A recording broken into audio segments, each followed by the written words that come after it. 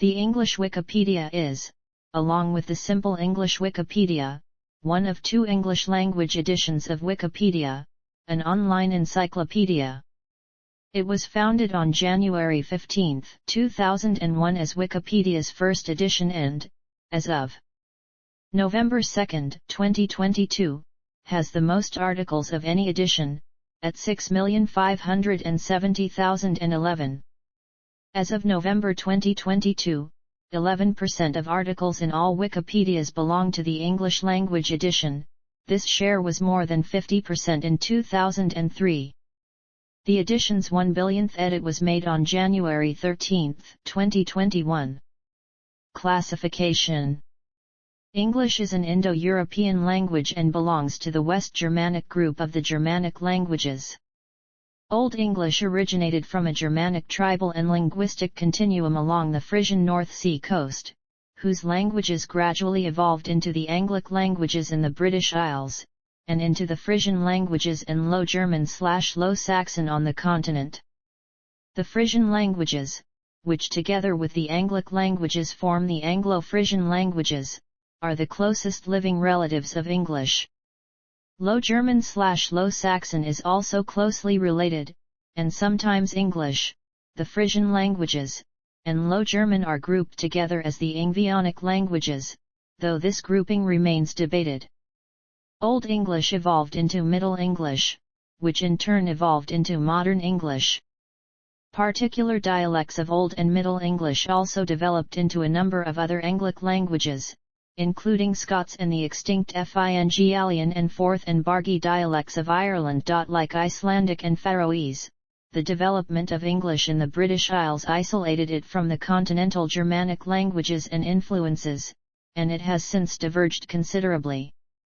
English is not mutually intelligible with any continental Germanic language, differing in vocabulary, syntax, and phonology, although some of these, such as Dutch or Frisian, do show strong affinities with English, especially with its earlier stages. Unlike Icelandic and Faroese, which were isolated, the development of English was influenced by a long series of invasions of the British Isles by other peoples and languages, particularly Old Norse and Norman French. These left a profound mark of their own on the language, so that English shows some similarities in vocabulary and grammar with many languages outside its linguistic clades, but it is not mutually intelligible with any of those languages either. Some scholars have argued that English can be considered a mixed language or a Creole, a theory called the Middle English Creole hypothesis. Although the great influence of these languages on the vocabulary and grammar of modern English is widely acknowledged, most specialists in language contact do not consider English to be a true mixed language. English is classified as a Germanic language because it shares innovations with other Germanic languages such as Dutch, German, and Swedish. These shared innovations show that the languages have descended from a single common ancestor called Proto-Germanic. Some shared features of Germanic languages include the division of verbs into strong and weak classes, the use of modal verbs, and the sound changes affecting Proto-Indo-European consonants, known as Grimm's and Werner's laws. English is classified as an Anglo-Frisian language because Frisian and English share other features, such as the palatalization of consonants that were velar consonants in Proto-Germanic. History. Proto-Germanic to Old English. The earliest form of English is called Old English or Anglo-Saxon. Old English developed from a set of West Germanic dialects, often grouped as Anglo-Frisian or North Sea Germanic, and originally spoken along the coasts of Frisia, Lower Saxony, and southern Jutland by Germanic peoples known to the historical record as the Angles, Saxons, and Jutes. From the 5th century, the Anglo-Saxons settled Britain as the Roman economy and administration collapsed. By the 7th century, the Germanic language of the Anglo-Saxons became dominant in Britain, replacing the languages of Roman Britain, Common Brittonic, a Celtic language, and Latin, brought to Britain by the Roman occupation. England and English are named after the Angles. Old English was divided into 4 dialects: the Anglian dialects and the Saxon dialects, Kentish, and West Saxon. Through the educational reforms of King Alfred in the 9th century and the influence of the Kingdom of Wessex, the West Saxon dialect became the standard written variety. The epic poem Beowulf is written in West Saxon, and the earliest English poem, Caedmon's Hymn, is written in Northumbrian. Modern English developed mainly from Mercian, but the Scots language developed from Northumbrian.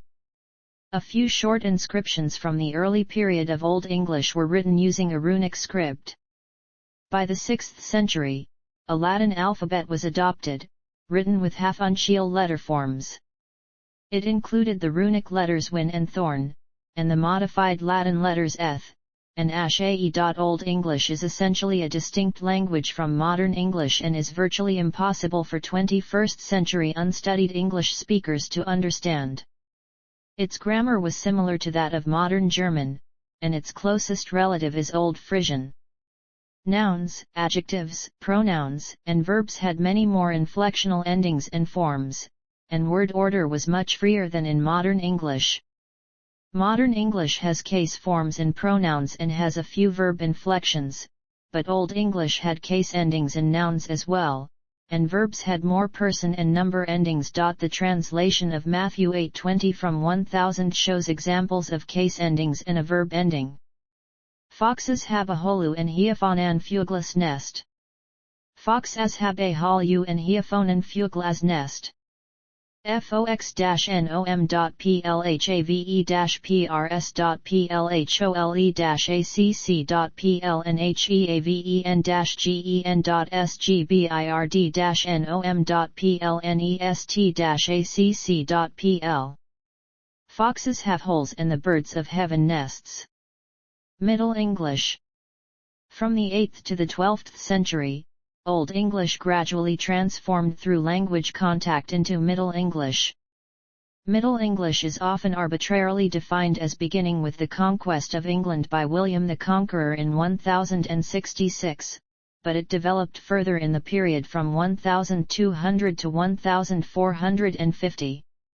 First, the waves of Norse colonization of northern parts of the British Isles in the 8th and 9th centuries put Old English into intense contact with Old Norse, a North Germanic language. Norse influence was strongest in the northeastern varieties of Old English spoken in the Danelaw area around York, which was the center of Norse colonization. Today these features are still particularly present in Scots and Northern English. However, the center of Norse-ified English seems to have been in the Midlands around Lindsey, and after 920 CE when Lindsey was reincorporated into the Anglo-Saxon polity, Norse features spread from there into English varieties that had not been in direct contact with Norse speakers.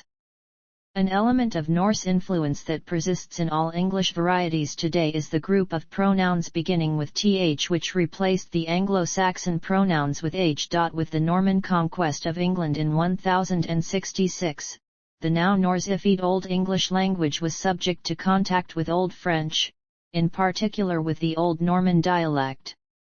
The Norman language in England eventually developed into Anglo-Norman.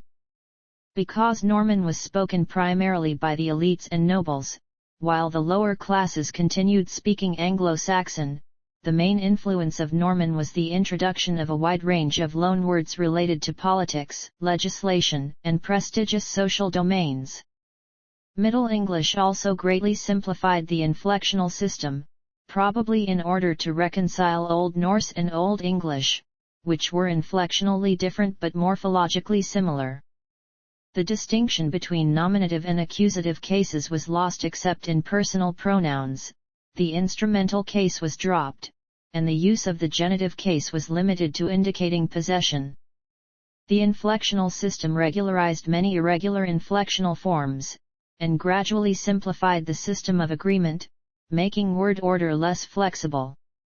In the Wycliffe Bible of the 1380s, the verse Matthew 8:20 was written, Foxes han dens, and brides of hueen han nesties. Here the plural suffix n on the verb have is still retained, but none of the case endings on the nouns are present. By the 12th century Middle English was fully developed, integrating both Norse and French features. It continued to be spoken until the transition to early modern English around 1500. Middle English literature includes Geoffrey Chaucer's The Canterbury Tales, and Malory's Le Morte d'Arthur. In the Middle English period, the use of regional dialects in writing proliferated, and dialect traits were even used for effect by authors such as Chaucer. Early Modern English. The next period in the history of English was Early Modern English. Early Modern English was characterized by the Great Vowel Shift, inflectional simplification, and linguistic standardization. The Great Vowel Shift affected the stressed long vowels of Middle English. It was a chain shift, meaning that each shift triggered a subsequent shift in the vowel system. Mid and open vowels were raised, and close vowels were broken into diphthongs. For example, the word bite was originally pronounced as the word beat is today, and the second vowel in the word about was pronounced as the word boot is today. The Great Vowel Shift explains many irregularities in spelling since English retains many spellings from Middle English, and it also explains why English vowel letters have very different pronunciations from the same letters in other languages. English began to rise in prestige, relative to Norman French, during the reign of Henry V around 1430. The Court of Chancery in Westminster began using English in its official documents, and a new standard form of Middle English, known as Chancery Standard, developed from the dialects of London and the East Midlands. In 1476, William Caxton introduced the printing press to England and began publishing the first printed books in London, expanding the influence of this form of English. Literature from the early modern period includes the works of William Shakespeare and the translation of the Bible commissioned by King James I. Even after the vowel shift, the language still sounded different from modern English. For example, the consonant clusters /knnsw/ in night, nat, and sword were still pronounced. Many of the grammatical features that a modern reader of Shakespeare might find quaint or archaic represent the distinct characteristics of early modern English. In the 1611 King James Version of the Bible, written in early modern English, Matthew 8:20 says, "The foxes how holes and the birds of the air how nests." This exemplifies the loss of case and its effects on sentence structure, and the introduction of loan words from French and word replacements. Spread of modern English. By the late 18th century, the British Empire had spread English through its colonies and geopolitical dominance. Commerce, science, and technology, diplomacy, art, and formal education all contributed to English becoming the first truly global language. English also facilitated worldwide international communication. England continued to form new colonies, and these later developed their own norms for speech and writing. English was adopted in parts of North America, parts of Africa, Australasia, and many other regions. When they obtained political independence, some of the newly independent nations that had multiple indigenous languages opted to continue using English as the official language to avoid the political and other difficulties inherent in promoting any one indigenous language above the others. In the 20th century, the growing economic and cultural influence of the United States and its status as a superpower following the Second World War has, along with worldwide broadcasting in English by the BBC and other broadcasters, caused the language to spread across the planet much faster. In the 21st century, English is more widely spoken and written than any language has ever been. As modern English developed, explicit norms for standard usage were published, and spread through official media such as public education and state-sponsored publications. In 1755 Samuel Johnson published his A Dictionary of the English Language, which introduced standard spellings of words and usage norms. In 1828, Noah Webster published the American Dictionary of the English Language to try to establish a norm for speaking and writing American English that was independent of the British standard. Within Britain, Non-standard or lower-class dialect features were increasingly stigmatized, leading to the quick spread of the prestige varieties among the middle classes. In modern English, the loss of grammatical case is almost complete, and SVO word order is mostly fixed. Some changes, such as the use of do support, have become universalist. The use of progressive forms in ing appears to be spreading to new constructions, and forms such as had been being built are becoming more common. Regularization of irregular forms also slowly continues, and analytical alternatives to inflectional forms are becoming more common. British English is also undergoing change under the influence of American English, fueled by the strong presence of American English in the media and the prestige associated with the U.S. as a world power. Geographical distribution. As of 2016, 400 million people spoke English as their first language, and 1.1 billion spoke it as a secondary language. English is the largest language by number of speakers. English is spoken by communities on every continent and on islands in all the major oceans. The countries where English is spoken can be grouped into different categories according to how English is used in each country. The inner circle countries with many native speakers of English share an international standard of written English and jointly influence speech norms for English around the world. English does not belong to just one country, and it does not belong solely to descendants of English settlers. English is an official language of countries populated by few descendants of native speakers of English. It has also become by far the most important language of international communication when people who share no native language meet anywhere in the world. 3 circles of English-speaking countries. The Indian linguist Braj Kishru distinguished countries where English is spoken with a 3 circles model. In his model, the inner circle countries have large communities of native speakers of English. Outer circle countries have small communities of native speakers of English but widespread use of English as a second language in education or broadcasting or for local official purposes, and expanding circle countries are countries where many people learn English as a foreign language. Kishru based his model on the history of how English spread in different countries, how users acquire English, and the range of uses English has in each country. The 3 circles change membership over time. Countries with large communities of native speakers of English include Britain, the United States, Australia, Canada, Ireland, and New Zealand, where the majority speaks English, and South Africa, where a significant minority speaks English.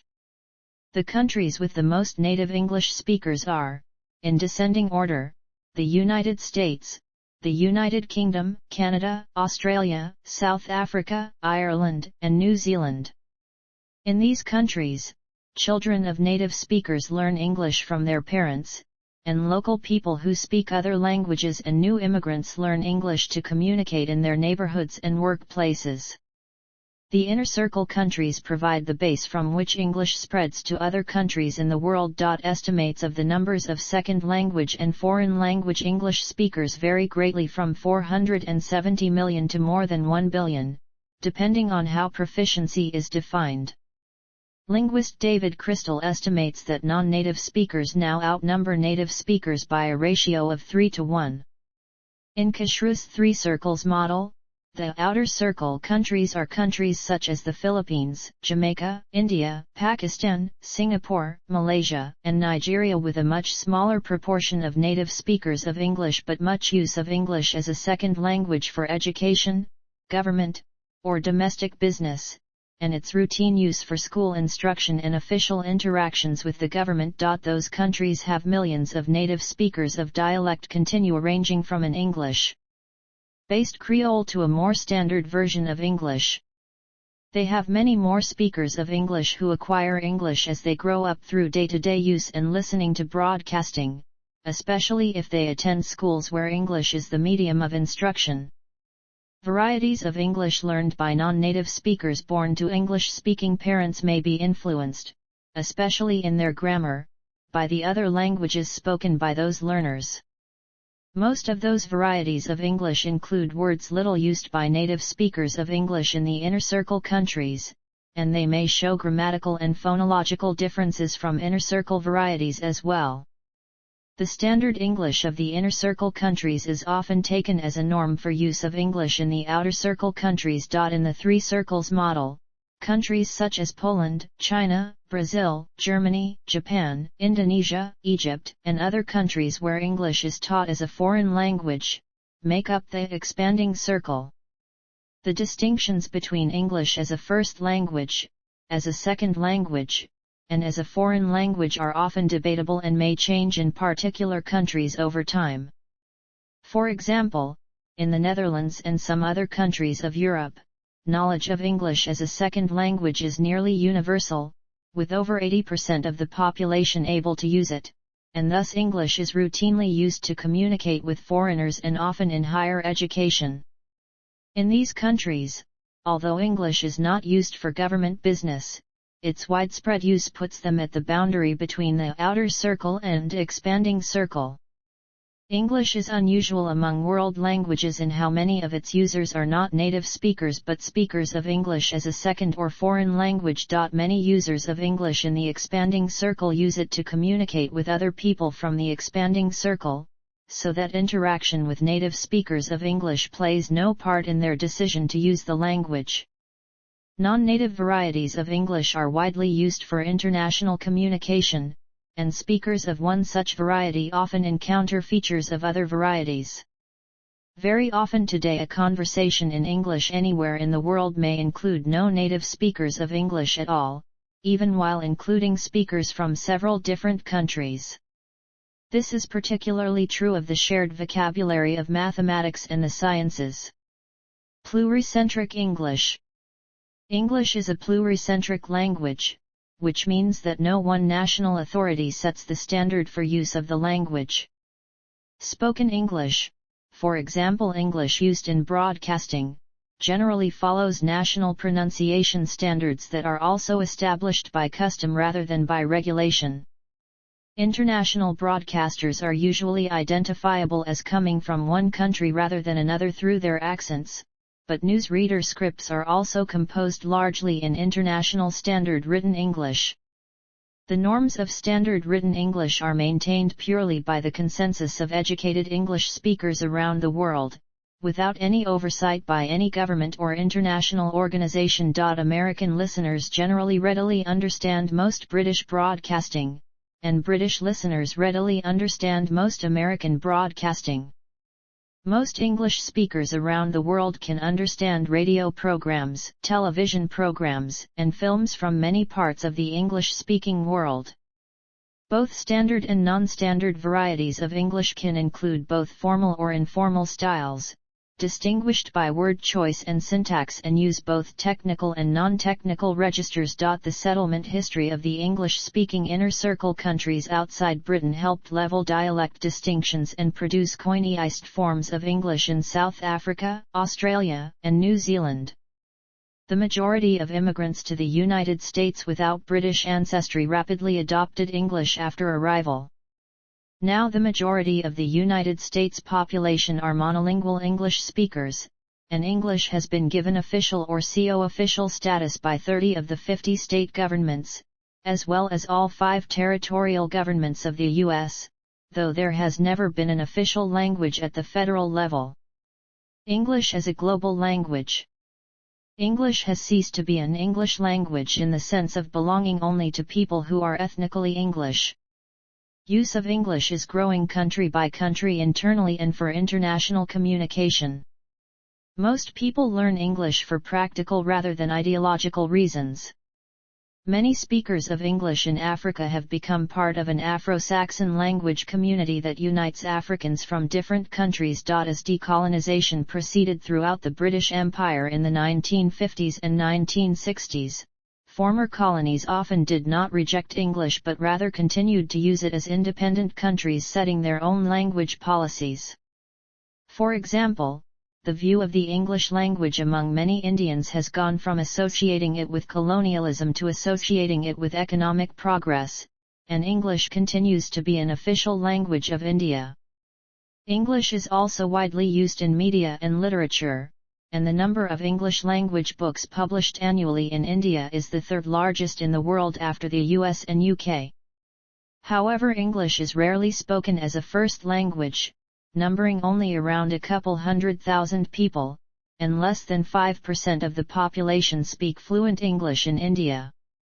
David Crystal claimed in 2004 that, combining native and non-native speakers, India now has more people who speak or understand English than any other country in the world, but the number of English speakers in India is uncertain, with most scholars concluding that the United States still has more speakers of English than India. Modern English, sometimes described as the first global lingua franca, is also regarded as the first world language.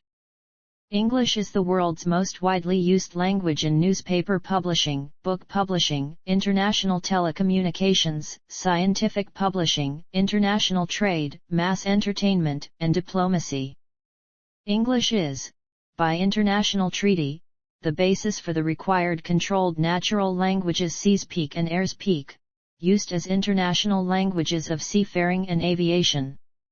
English used to have parity with French and German in scientific research, but now it dominates that field. It achieved parity with French as a language of diplomacy at the Treaty of Versailles negotiations in 1919.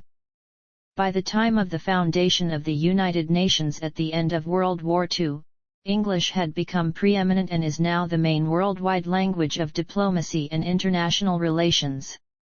It is one of 6 official languages of the United Nations. Many other worldwide international organizations, including the International Olympic Committee, specify English as a working language or official language of the organization.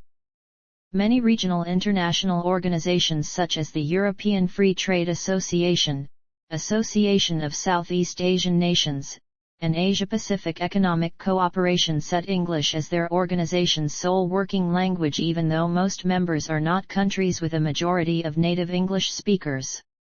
While the European Union allows member states to designate any of the national languages as an official language of the Union, in practice English is the main working language of EU organizations. Although in most countries English is not an official language, it is currently the language most often taught as a foreign language. In the countries of the EU, English is the most widely spoken foreign language in 19 of the 25 member states where it is not an official language. In a 2012 official Eurobarometer poll, 38% of the EU respondents outside the countries where English is an official language said they could speak English well enough to have a conversation in that language. The next most commonly mentioned foreign language, French, could be used in conversation by 12% of respondents. A working knowledge of English has become a requirement in a number of occupations and professions such as medicine and computing. English has become so important in scientific publishing that more than 80% of all scientific journal articles indexed by Chemical Abstracts in 1998 were written in English, as were 90% of all articles in natural science publications by 1996 and 82% of articles in humanities publications by 1995. International communities such as international business people may use English as an auxiliary language, with an emphasis on vocabulary suitable for their domain of interest. This has led some scholars to develop the study of English as an auxiliary language. The trademarked Globish uses a relatively small subset of English vocabulary in combination with the standard English grammar. Other examples include Simple English. The increased use of the English language globally has had an effect on other languages, leading to some English words being assimilated into the vocabularies of other languages. This influence of English has led to concerns about language death, and to claims of linguistic imperialism, and has provoked resistance to the spread of English. However, the number of speakers continues to increase because many people around the world think that English provides them with opportunities for better employment and improved lives. Although some scholars mention a possibility of future divergence of English dialects into mutually unintelligible languages, most think a more likely Outcome is that English will continue to function as a Koine-ized language in which the standard form unifies speakers from around the world. English is used as the language for wider communication in countries around the world.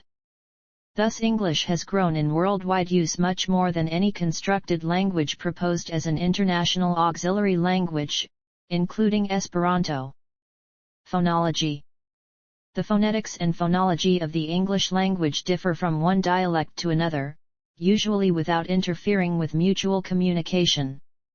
Phonological variation affects the inventory of phonemes, and phonetic variation consists in differences in pronunciation of the phonemes.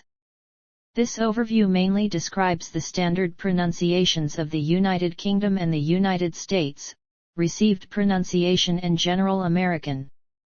The phonetic symbols used below are from the International Phonetic Alphabet. Consonants. Most English dialects share the same 24 consonant phonemes. The consonant inventory shown below is valid for California English, and for RP. Asterisk conventionally transcribed /r/.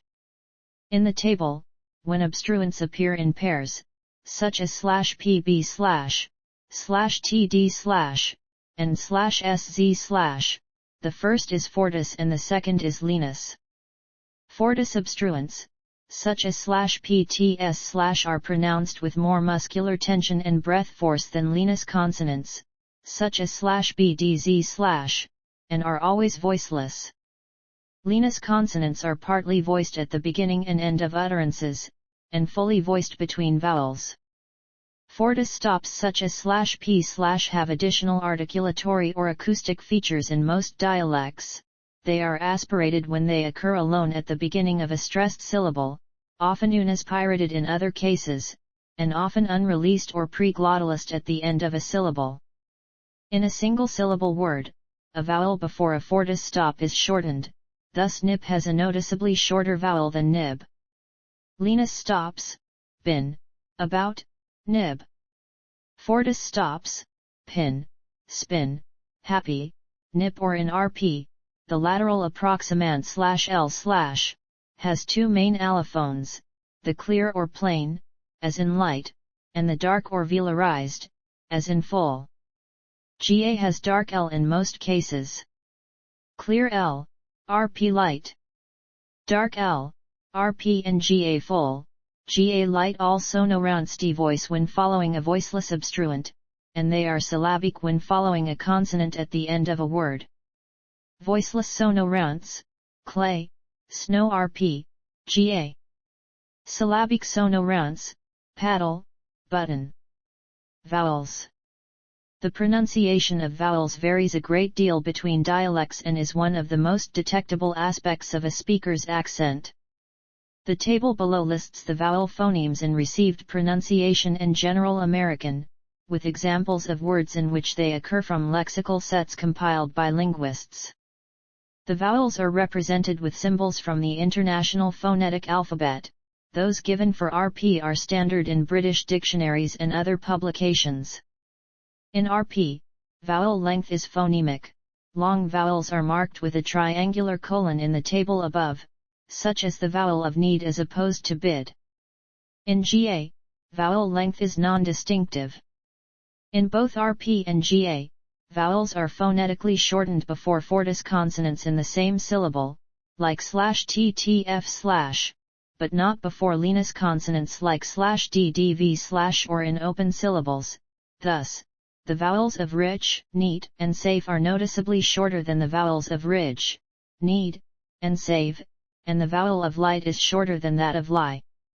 Because lenis consonants are frequently voiceless at the end of a syllable, vowel length is an important cue as to whether the following consonant is lenis or fortis. The vowel / only occurs in unstressed syllables and is more open in quality in stem final positions.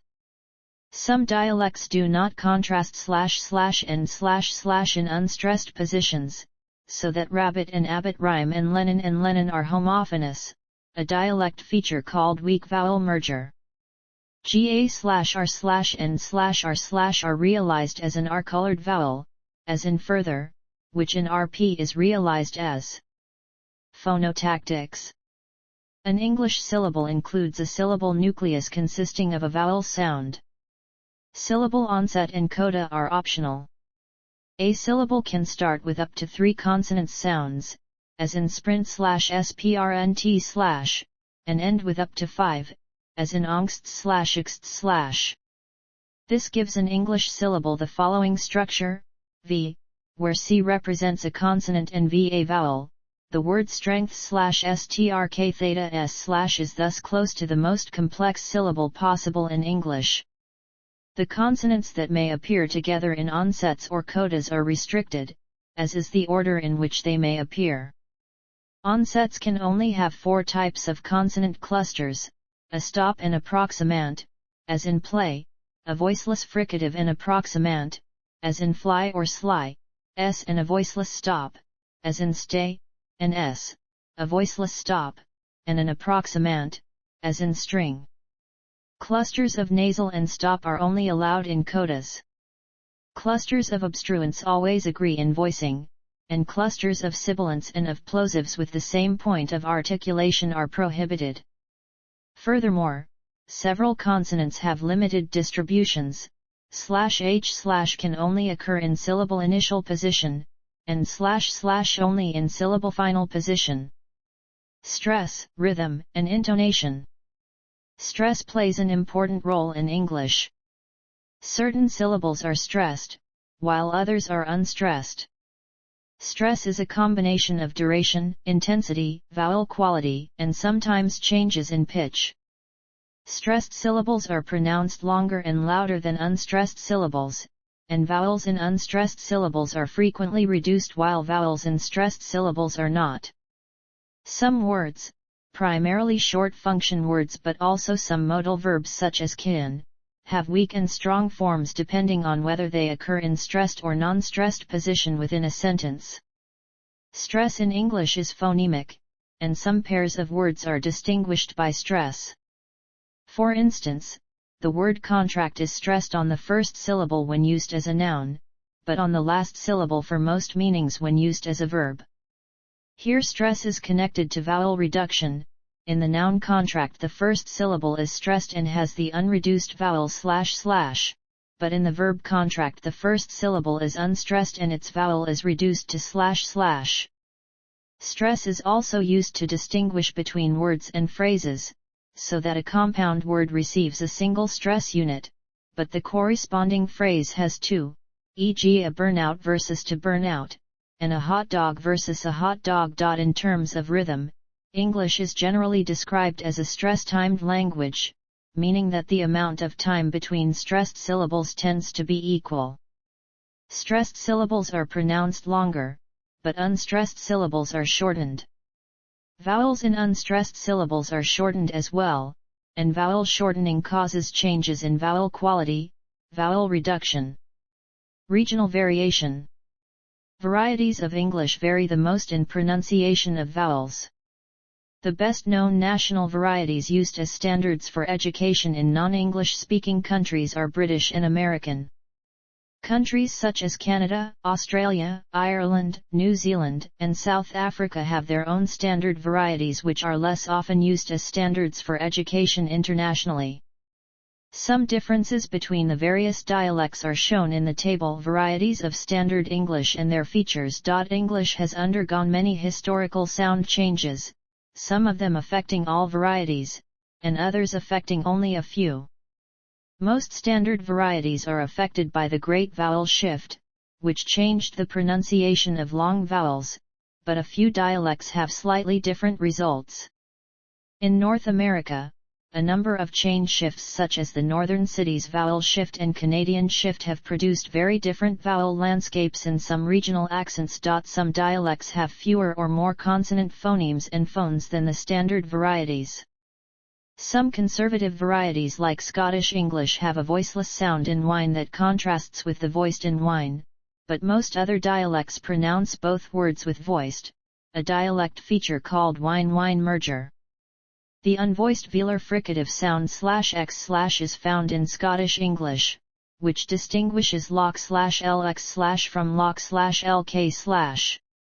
Accents like Cockney with H dropping lack the glottal fricative /h/, and dialects with th stopping and th fronting like African American vernacular and estuary English do not have the dental fricative /theta, /, but replace them with dental or alveolar stops /t, d/ or labiodental fricative /f, v/. Other changes affecting the phonology of local varieties are processes such as yod dropping, yod coalescence, and reduction of consonant clusters. General American and received pronunciation vary in their pronunciation of historical /r/ after a vowel at the end of a syllable. GA is a rhotic dialect, meaning that it pronounces /r/ at the end of a syllable, but RP is non-rhotic, meaning that it loses /r/ in that position. English dialects are classified as rhotic or non-rhotic depending on whether they elide /r/ like RP or keep it like GA. There is complex dialectal variation in words with the open front and open back vowels /ae/. These four vowels are only distinguished in RP, Australia, New Zealand, and South Africa. In GA, these vowels merge to 3/ae/, and in Canadian English, they merge to 2/ae/. In addition, the words that have each vowel vary by dialect. The table Dialects and Open Vowels shows this variation with lexical sets in which these sounds occur. Grammar. As is typical of an Indo-European language, English follows accusative morphosyntactic alignment. Unlike other Indo-European languages though, English has largely abandoned the inflectional case system in favor of analytic constructions. Only the personal pronouns retain morphological case more strongly than any other word class. English distinguishes at least 7 major word classes: verbs, nouns, adjectives, adverbs, determiners, prepositions, and conjunctions. Some analyses add pronouns as a class separate from nouns, and subdivide conjunctions into subordinators and coordinators, and add the class of interjections. English also has a rich set of auxiliary verbs, such as have and do, expressing the categories of mood and aspect. Questions are marked by do support, WH movement and word order inversion with some verbs. Some traits typical of Germanic languages persist in English, such as the distinction between irregularly inflected strong stems inflected through ablaut and weak stems inflected through affixation. Vestiges of the case and gender system are found in the pronoun system and in the inflection of the copula verb to be. The 7 word classes are exemplified in this sample sentence. Nouns and noun phrases. English nouns are only inflected for number and possession. New nouns can be formed through derivation or compounding. They are semantically divided into proper nouns and common nouns. Common nouns are in turn divided into concrete and abstract nouns, and grammatically into count nouns and mass nouns. Most count nouns are inflected for plural number through the use of the plural suffix s, but a few nouns have irregular plural forms. Mass nouns can only be pluralized through the use of a count noun classifier, e.g. 1 loaf of bread, 2 loaves of bread. Regular plural formation. Singular, cat, dog. Plural, cats, dogs. Irregular plural formation. Singular, man, woman, foot, fish, ox, knife, mouse. Plural, men, women, feet, fish, oxen, knives, mice. Possession can be expressed either by the possessive enclitic s, or by the preposition of. Historically the s possessive has been used for animate nouns, whereas the of possessive has been reserved for inanimate nouns. Today this distinction is less clear, and many speakers use s also with inanimates. Orthographically the possessive s is separated from a singular noun with an apostrophe. If the noun is plural formed with s, the apostrophe follows the s. Possessive constructions.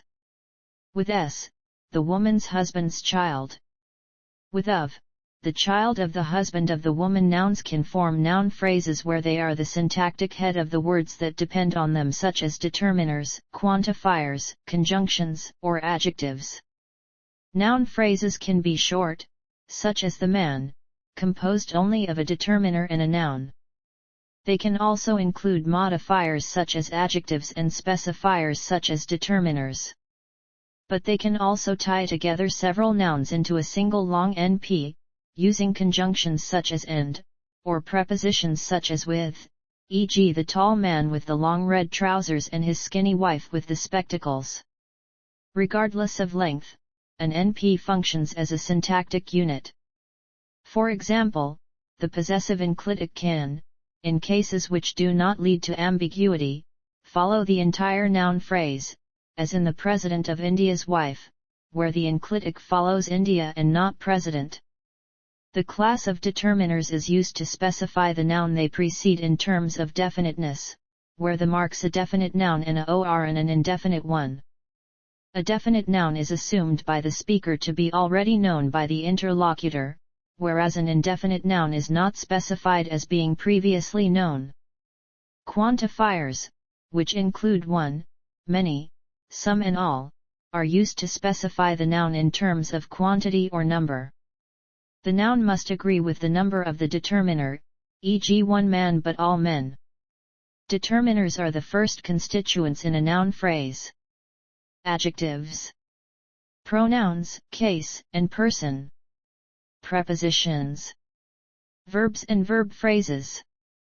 English verbs are inflected for tense and aspect and marked for agreement with present tense third-person singular subject. Only the copula verb to be is still inflected for agreement with the plural and first and second-person subjects. Auxiliary verbs such as have and be are paired with verbs in the infinitive, past, or progressive forms. They form complex tenses, aspects, and moods. Auxiliary verbs differ from other verbs in that they can be followed by the negation, and in that they can occur as the first constituent in a question sentence. Most verbs have 6 inflectional forms. The primary forms are a plain present, a third-person singular present, and a preterite form. The secondary forms are a plain form used for the infinitive, a gerund participle and a past participle. The copula verb to be is the only verb to retain some of its original conjugation, and takes different inflectional forms depending on the subject. The first-person present tense form is am, the third-person singular form is and the form are is used in the second-person singular and all 3 plurals. The only verb past participle is been and its gerund participle is being. Tense, aspect and mood. Phrasal verbs. Adverbs. Syntax. Modern English syntax language is moderately analytic. It has developed features such as modal verbs and word order as resources for conveying meaning. Auxiliary verbs mark constructions such as questions, negative polarity, the passive voice and progressive aspect. Basic constituent order. Clause syntax. Auxiliary verb constructions. Questions. Discourse level syntax. Vocabulary. It is generally stated that English has around 170,000 words, or 220,000 if obsolete words are counted. This estimate is based on the last full edition of the Oxford English Dictionary from 1989. Over half of these words are nouns, a quarter adjectives, and a seventh verbs. There is one count that puts the English vocabulary at about 1 million words, but that count presumably includes words such as Latin species names, scientific terminology, botanical terms, prefixed and suffixed words, jargon, foreign words of extremely limited English use, and technical acronyms. Due to its status as an international language, English adopts foreign words quickly, and borrows vocabulary from many other sources. Early studies of English vocabulary by lexicographers, the scholars who formally study vocabulary, compile dictionaries, or both, were impeded by a lack of comprehensive data on actual vocabulary in use from good quality linguistic corpora, collections of actual written texts and spoken passages. Many statements published before the end of the 20th century about the growth of English vocabulary over time, the dates of first use of various words in English, and the sources of English vocabulary will have to be corrected as new computerized analysis of linguistic corpus data becomes available. Word formation processes. English forms new words from existing words or roots in its vocabulary through a variety of processes. One of the most productive processes in English is conversion, using a word with a different grammatical role, for example using a noun as a verb or a verb as a noun. Another productive word formation process is nominal compounding, producing compound words such as babysitter or ice cream or homesick. A process more common in Old English than in Modern English, but still productive in Modern English, is the use of derivational suffixes to derive new words from existing words or stems. Formation of new words, called neologisms, based on Greek and or Latin roots is a highly productive process in English and in most modern European languages, so much so that it is often difficult to determine in which language a neologism originated. For this reason, lexicographer Philip Gove attributed many such words to the International Scientific Vocabulary when compiling Webster's Third New International Dictionary. Another active word formation process in English are acronyms, words formed by pronouncing as a single word abbreviations of longer phrases, e.g. NATO, laser. Word origins.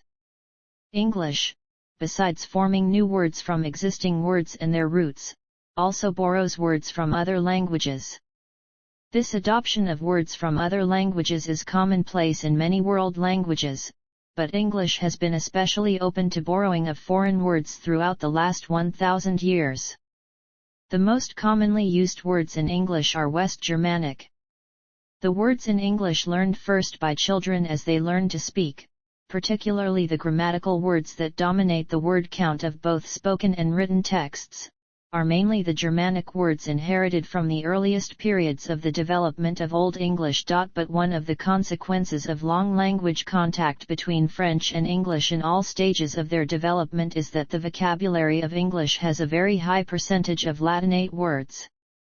French words from various periods of the development of French now make up 1/3 of the vocabulary of English. Linguist Anthony Lecoudre estimated that over 40,000 English words are of French origin and may be understood without orthographical change by French speakers. Words of Old Norse origin have entered the English language primarily from the contact between Old Norse and Old English during colonization of eastern and northern England. Many of these words are part of English core vocabulary, such as egg and knife. English has also borrowed many words directly from Latin, the ancestor of the Romance languages, during all stages of its development. Many of these words had earlier been borrowed into Latin from Greek. Latin or Greek are still highly productive sources of stems used to form vocabulary of subjects learned in higher education such as the sciences, philosophy, and mathematics. English continues to gain new loanwords and calques from languages all over the world, and words from languages other than the ancestral Anglo-Saxon language make up about 60% of the vocabulary of English. English has formal and informal speech registers. Informal registers, including child-directed speech, tend to be made up predominantly of words of Anglo-Saxon origin, while the percentage of vocabulary that is of Latinate origin is higher in legal, scientific, and academic texts. English loanwords and calques in other languages. English has had a strong influence on the vocabulary of other languages. The influence of English comes from such factors as opinion leaders in other countries knowing the English language, the role of English as a world lingua franca, and the large number of books and films that are translated from English into other languages. That pervasive use of English leads to a conclusion in many places that English is an especially suitable language for expressing new ideas or describing new technologies. Among varieties of English, it is especially American English that influences other languages. Some languages, such as Chinese, write words borrowed from English mostly as calques, while others, such as Japanese, readily take in English loanwords written in sound indicating script. Dubbed films and television programs are an especially fruitful source of English influence on languages in Europe. Writing system. Since the 9th century, English has been written in a Latin alphabet. Earlier Old English texts in Anglo-Saxon runes are only short inscriptions. The great majority of literary works in Old English that survive to today are written in the Roman alphabet. The modern English alphabet contains 26 letters of the Latin script, A, B, C, D, E, F, G, H, I, J, K, L, M, N, O, P, Q, R, S, T, U, V, W, X, Y, Z.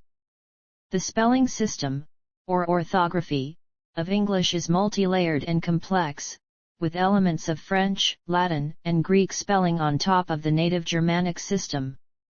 Further complications have arisen through sound changes with which the orthography has not kept pace. Compared to European languages for which official organizations have promoted spelling reforms, English has spelling that is a less consistent indicator of pronunciation, and standard spellings of words that are more difficult to guess from knowing how a word is pronounced. There are also systematic spelling differences between British and American English. These situations have prompted proposals for spelling reform in English. Although letters and speech sounds do not have a one-to-one correspondence in standard English spelling, spelling rules that take into account syllable structure, phonetic changes in derived words, and word accent are reliable for most English words.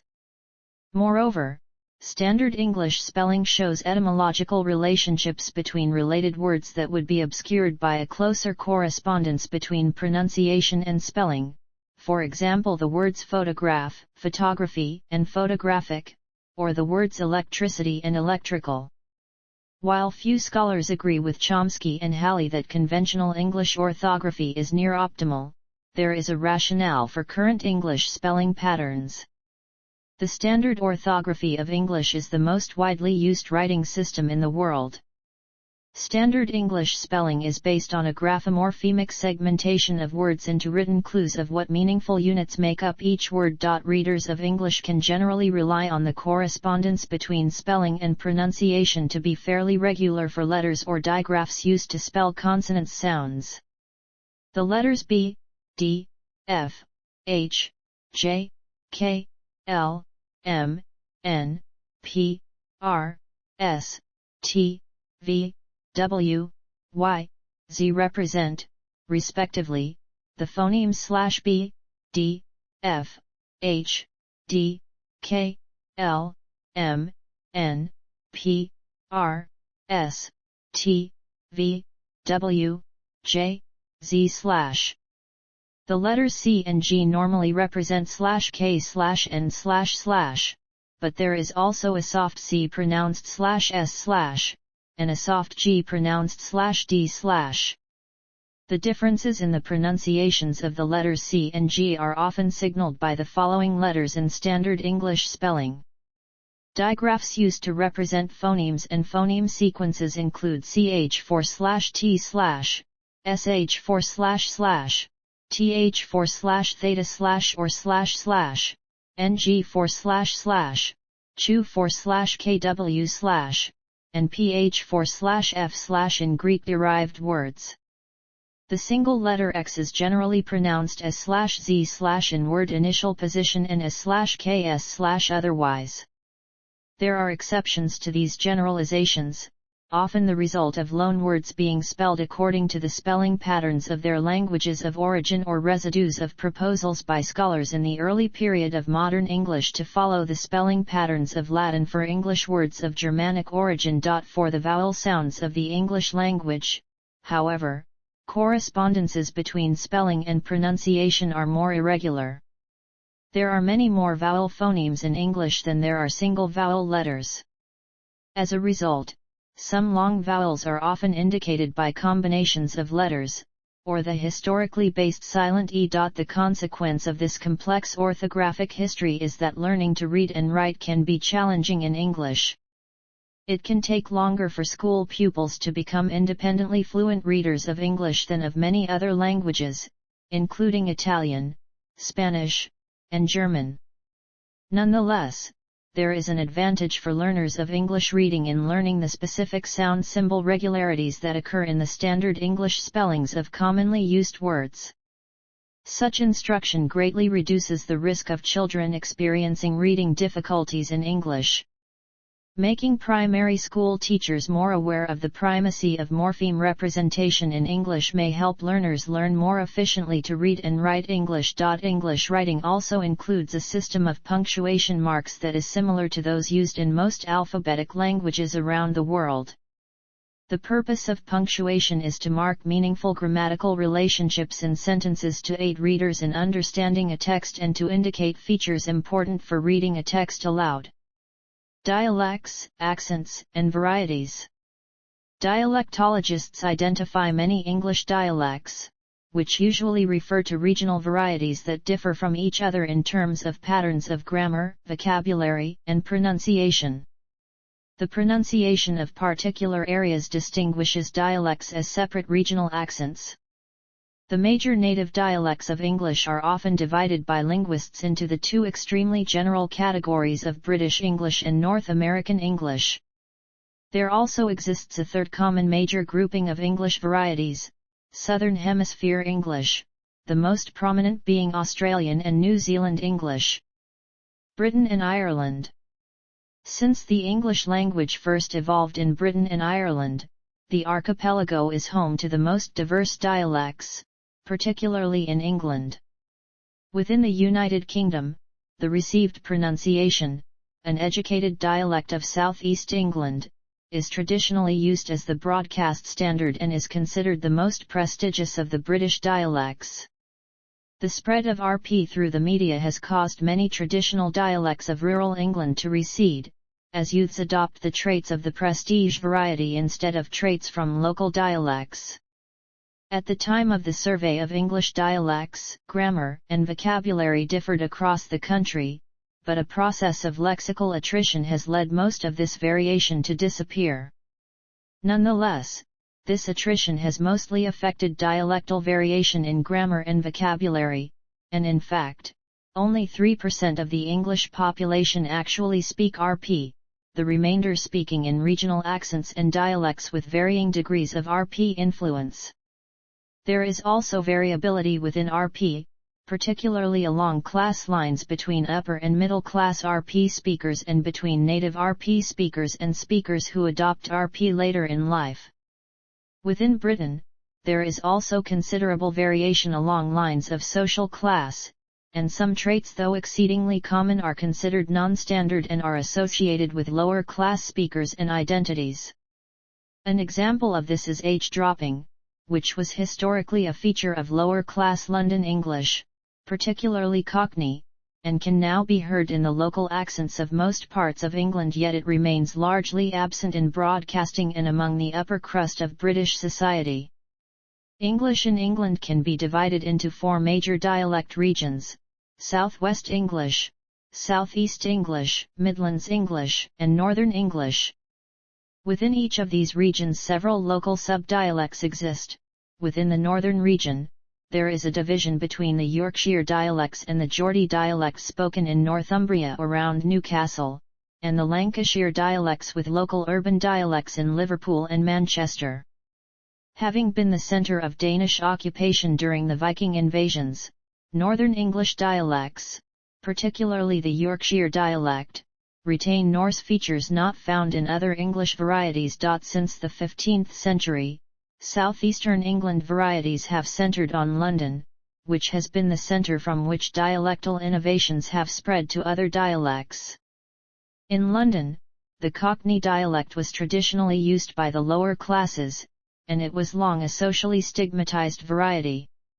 The spread of Cockney features across the southeast led the media to talk of estuary English as a new dialect, but the notion was criticised by many linguists on the grounds that London had been influencing neighbouring regions throughout history.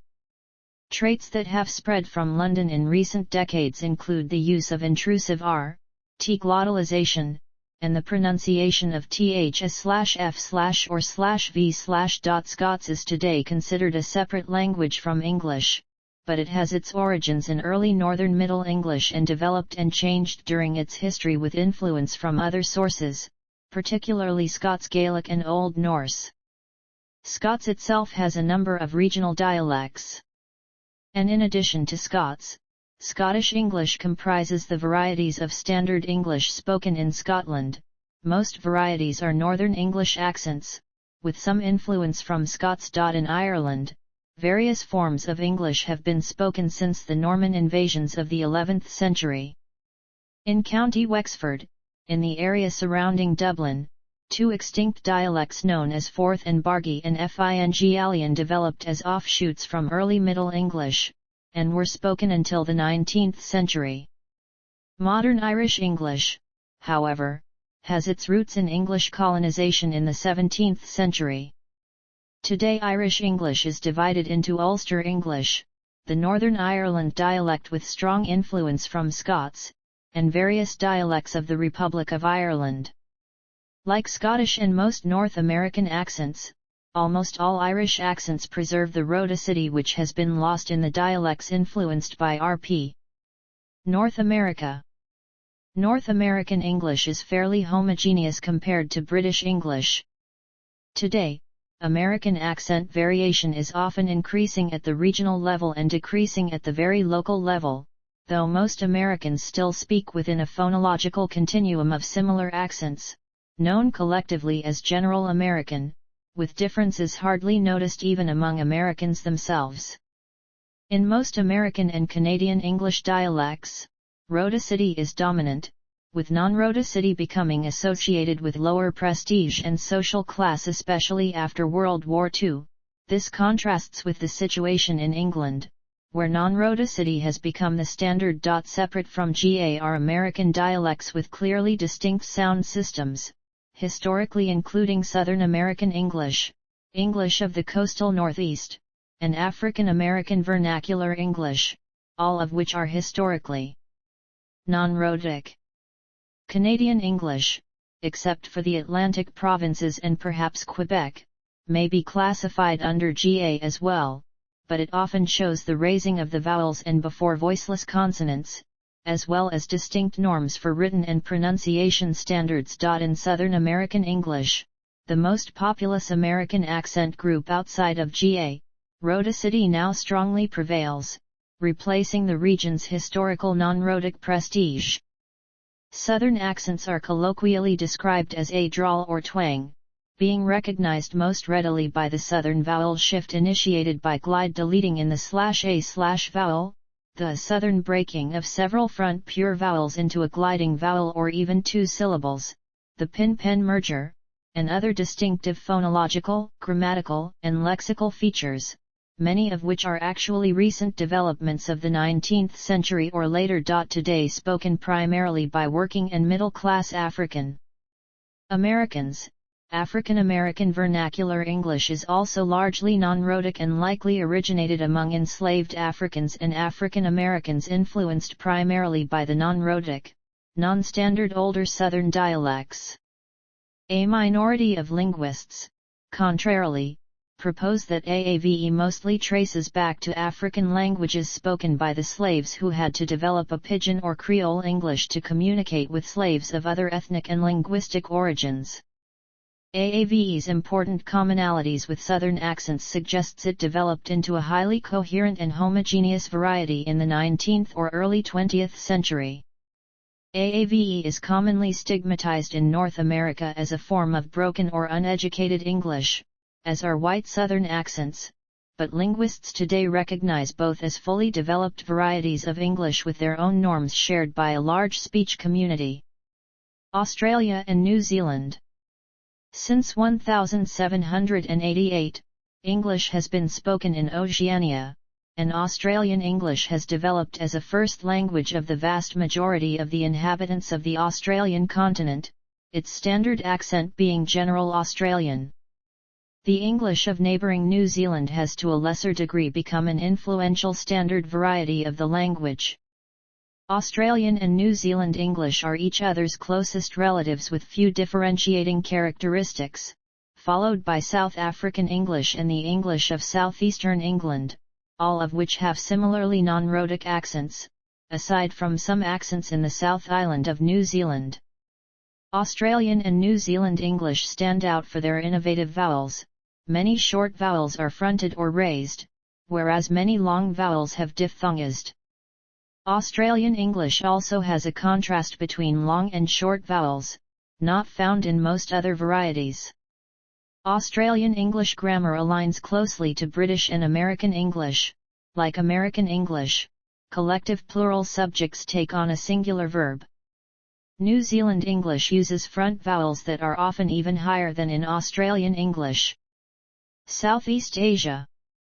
The first significant exposure of the Philippines to the English language occurred in 1762 when the British occupied Manila during the 7 Years' War, but this was a brief episode that had no lasting influence.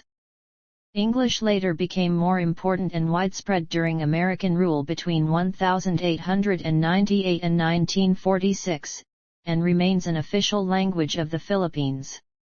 Today, the use of English is ubiquitous in the Philippines, from street signs and marquees, government documents and forms, courtrooms, the media and entertainment industries, the business sector, and other aspects of daily life. One such usage that is also prominent in the country is in speech, where most Filipinos from Manila would use or have been exposed to Taglish, a form of code switching between Tagalog and English. A similar code switching method is used by urban native speakers of Visayan languages called Bislish. Africa, the Caribbean, and South Asia. English is spoken widely in southern Africa and is an official or co-official language in several countries. In South Africa, English has been spoken since 1820, coexisting with Afrikaans and various African languages such as the Khoi and Bantu languages.